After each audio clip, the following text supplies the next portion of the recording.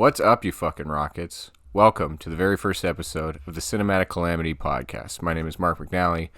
I'm a lighting technician here in Toronto. I've worked in film and television for almost 10 years. I've been a comic for almost 10 years. And this is a podcast meant to be funny, but mostly about filmmaking, my first love, filmmaking, and my work in the business, as well as ridiculous stories of my time working in the business. I'm going to be interviewing people with their stories. I've recorded 4 episodes of this already, mostly just me talking. I recorded one with a friend who is in costumes, and we're just kind of starting fresh because this coming Sunday, March 13th, we're doing the second Cinematic Calamity comedy show. We do a comedy show, the main stage of Comedy Bar, 9 p.m. on March 13th. That is a Sunday night. We'll be doing basically the same concept.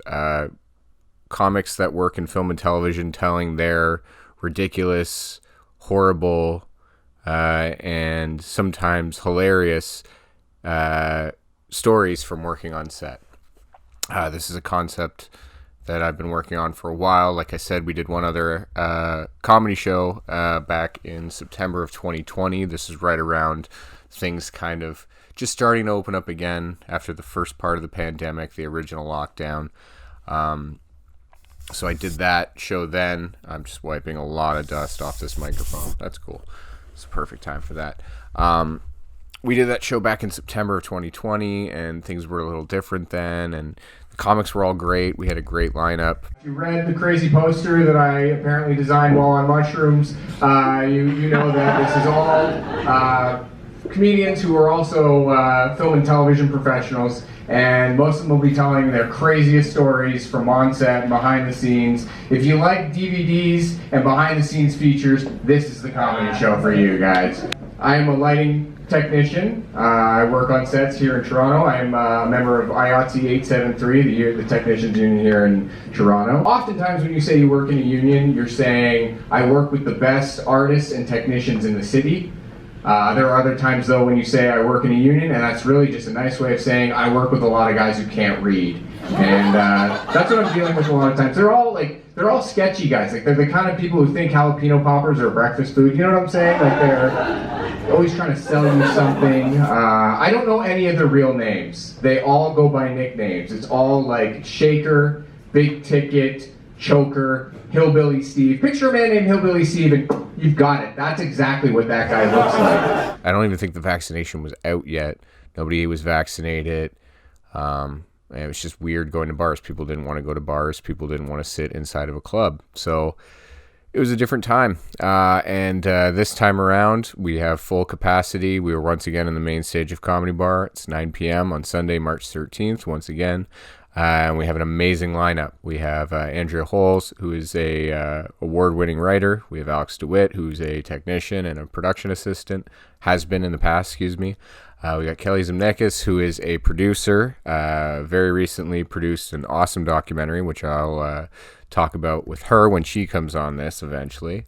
We have Angelica Scanura, who is a producer and actor as well, and a very funny lady. And finally, we have Sandra Battaglini, who very funny woman, very, very helpful in the Toronto stand-up community.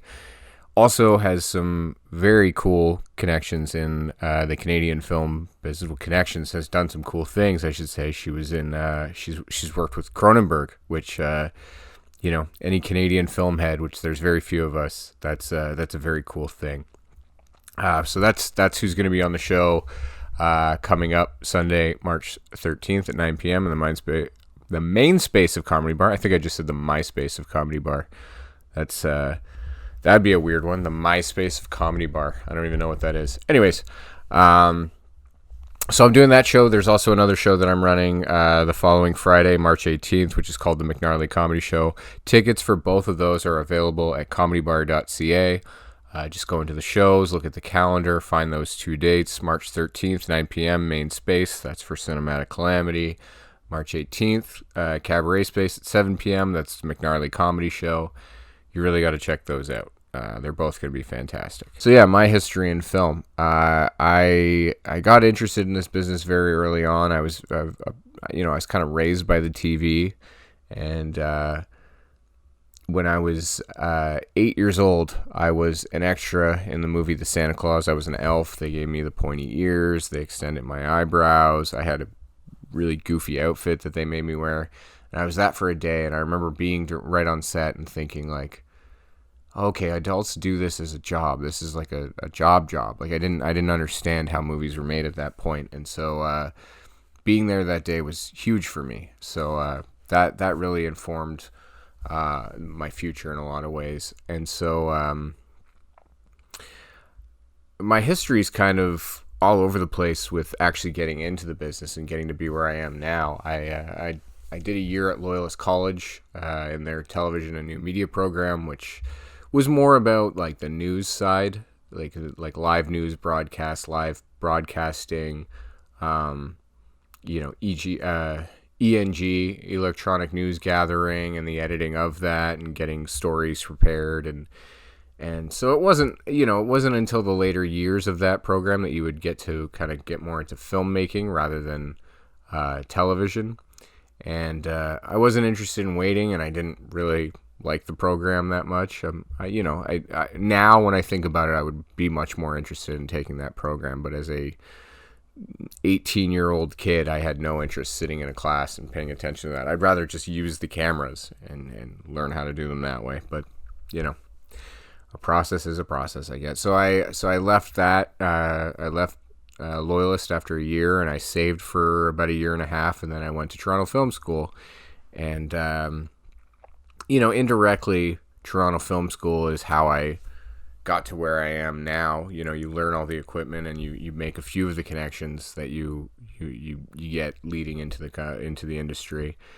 And and now I am a lighting technician, or a light rigging technician for IATSE 873, which is the Technicians Union here in Toronto, and I became a member of IATSE 873 in 2008, but I did my first call as a permit in 2015 on a show called Bravo 14, on the action unit of Bravo 14, which most of you would know as Suicide Squad. That's what eventually became Suicide Squad 2016, and that was a big deal for me. I worked on Yonge Street as the Batmobile was chased by the Joker's Lamborghini, and working on a movie that had the Batmobile and Batman in it,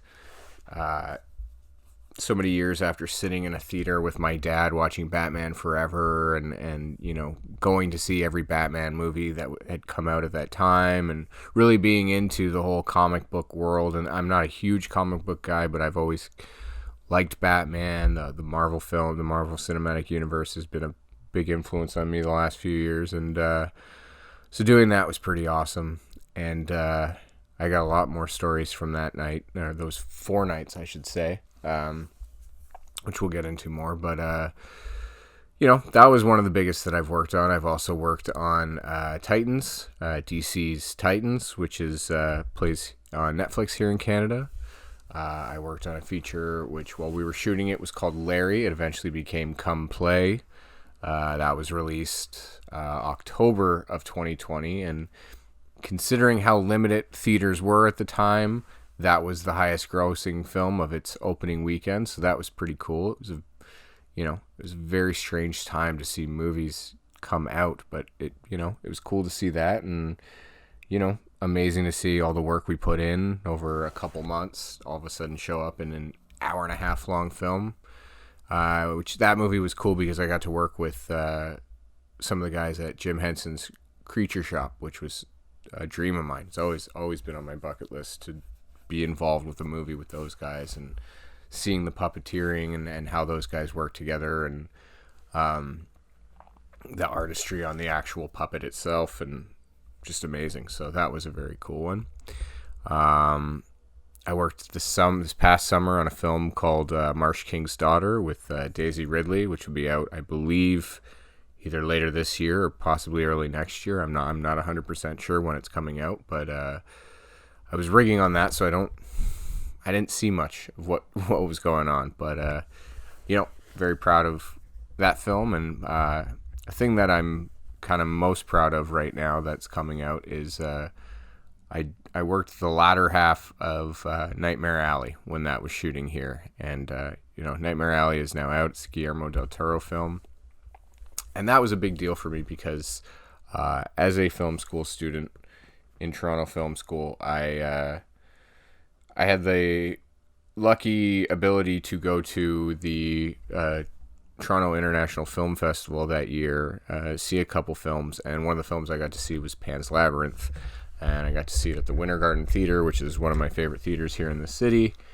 And Guillermo came out on stage and introduced the film, and he said, 5 years ago I was here at this festival introducing Devil's Backbone, and then the next morning 9/11 happened, and if that was my pre-9/11 film, then this is my post-9/11 film. And then I sat and watched an amazing film with a very, very entrenched, I should say, festival audience who knew the rules of a festival and understood, what you were seeing as a piece of art. And, so they reacted to everything. They reacted differently than most people do in a theater, I found, at the festival. And so the movie finishes, and as the credits are rolling, Guillermo comes back out and brings out the little girl who was the star of the film, and she gets a standing ovation and is bawling her eyes out. And it's one of those moments where I was like, oh, this is very special what I'm here at right now. It's one of those moments where you're,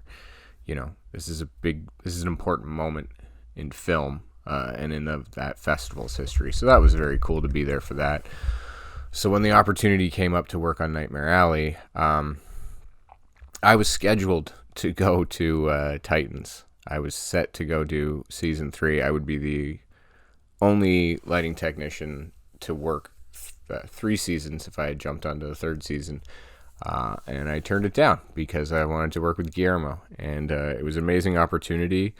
I have lots of stories from that. I think the stories I'm going to tell on this coming show, Sunday, March 13th at 9 p.m., the main space of Comedy Bar, Cinematic Calamity 2, the sequel. When we do that show, I think I'm going to be telling a few stories from Nightmare Alley and my interactions with the stars of that film, which, if you know anything about that film, has some pretty big stars in it. So I'm excited for that. And that was an experience, man. I worked on the latter half. I worked mostly on the carnival stuff. So essentially I worked on the latter half of shooting, which was the beginning of the movie. It was, the whole start of the film, which all takes place in the carnival and in a traveling carnival, which we didn't travel with it. We kind of built it in one place and then shot there for several months. And, it's working at a high level like that, working for a big director and working on a big show like that. I was very, very nervous and anxious, and I don't think I was perfect on the show, but I'm proud of the, what we've done. I've seen the film. I think it's awesome. I'm super proud of all the people that have been winning awards from the show.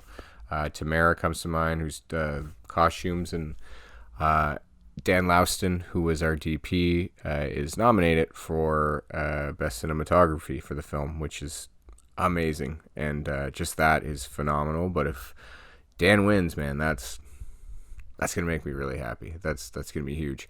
So that's what I do professionally. I mean, that's what I do to pay the bills. But my heart's always been in writing and directing, and I'm regularly writing stuff and pushing towards directing more stuff and doing my own thing. And as much as this first podcast is about plugging Cinematic Calamity 2, the sequel, which is happening at Comedy Bar in the main space on March 13th at 9 p.m. Get your tickets now at comedybar.ca. As much as it's about plugging that, this is also about planting seeds for future projects that I want to make happen. And I'm going to tell you about a couple of those right now.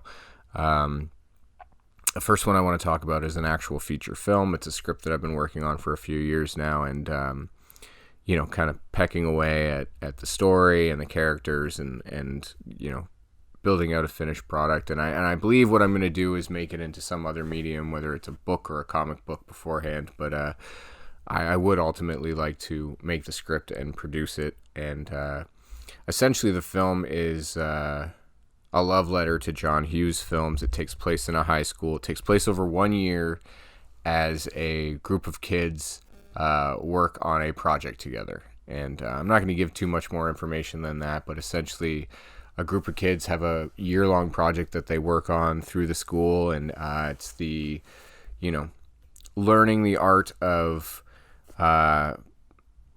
working together and cooperation and compromise and deciding where sacrifices need to be made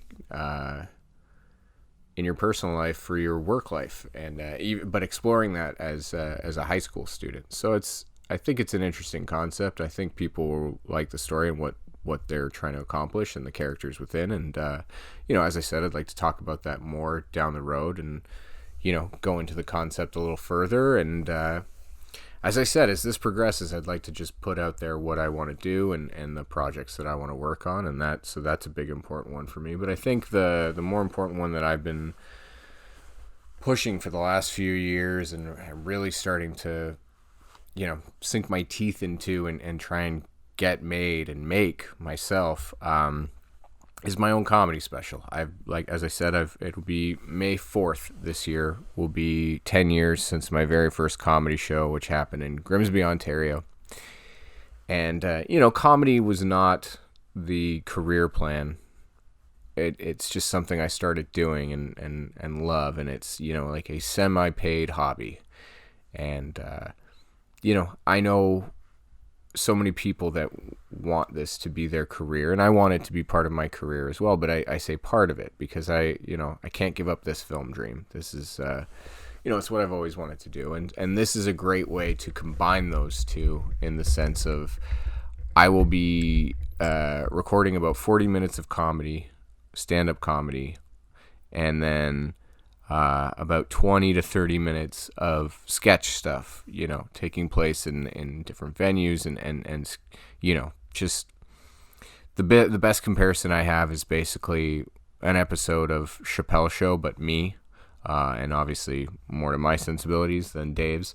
But that's sort of the aesthetic I would go for, is I would say some comedy and then we'd go into a sketch, which either has to do with what I was just talking about on stage, or it could not. It could be something completely separate. But it would be a way for me to show my comedy chops, show my acting chops, as well as start directing, start working on things that I want to work on. So that's sort of the next project that I want to work on, and that's the thing that I'll be kind of putting in front of you guys as time goes on. And again, this podcast itself, this YouTube show, essentially it'll be me interviewing other filmmakers, other people who work in film and television, other people who have filmmaking dreams, and giving them some exposure. The thing that that people try and pay us in all the time. But I mean it more in the sense of they get the ability to do the same thing I'm doing, talk about what they want to do, to explain their future goals and what they would love to do and what they'd love to accomplish. But then also tell their crazy stories, or the fun stories, or the silly stories, or the ones that people just don't believe, because we have the thing about working in film is, and this could have even been the name of either of these shows, is cinematic immunity. We as filmmakers and people that work in film believe that we have cinematic immunity, which means it's okay, we're with the film. It's okay, we're with the TV show.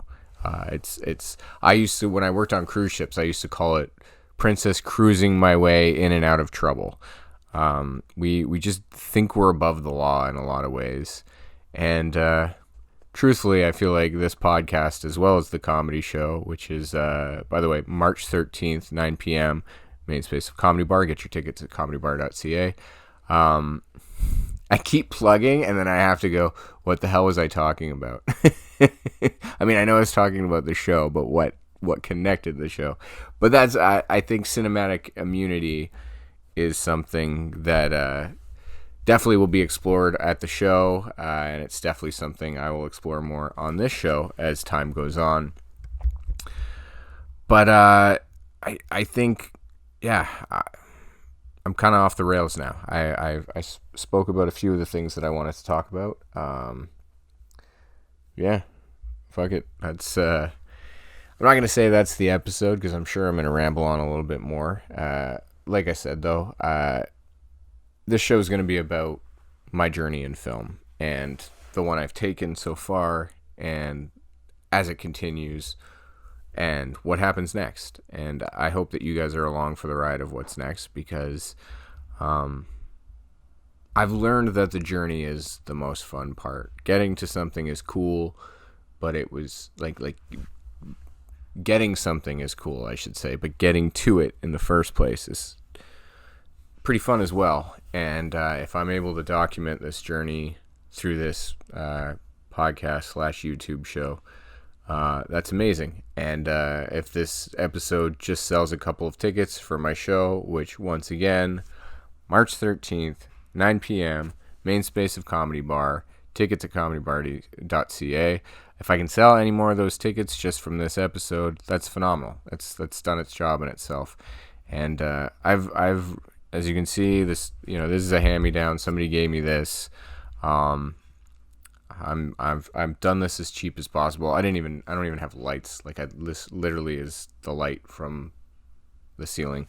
So as time goes on, I'm going to try and improve what the show looks like, what it sounds like, and hopefully you guys are along for the ride with that, because I got some fun ideas. And if I don't have a guest, because I want this to be weekly, we might do some movie reviews. We might just have me delve into some stories.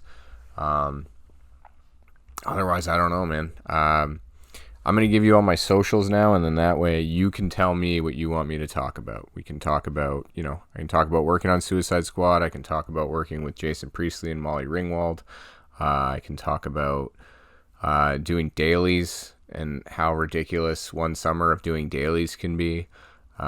We can talk about the Molson Canadian beer fridge commercial that I worked on. That was just one of the hardest 48 hours of my life, but still pretty hilarious and kind of fun in certain ways. We can talk about my conversation with Will Smith. We can talk about as I said on the show coming up, I'm going to be talking about my conversation with some of the stars of Nightmare Alley, particularly Bradley Cooper and Ron Perlman. My Ron Perlman story is phenomenal.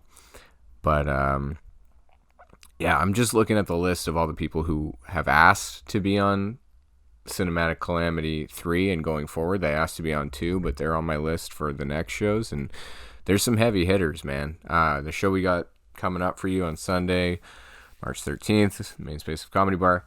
Like I said, Andrea Holes, Alex DeWitt, Kelly Zemnikis, Angelica Scanura, and Sandra Battaglini.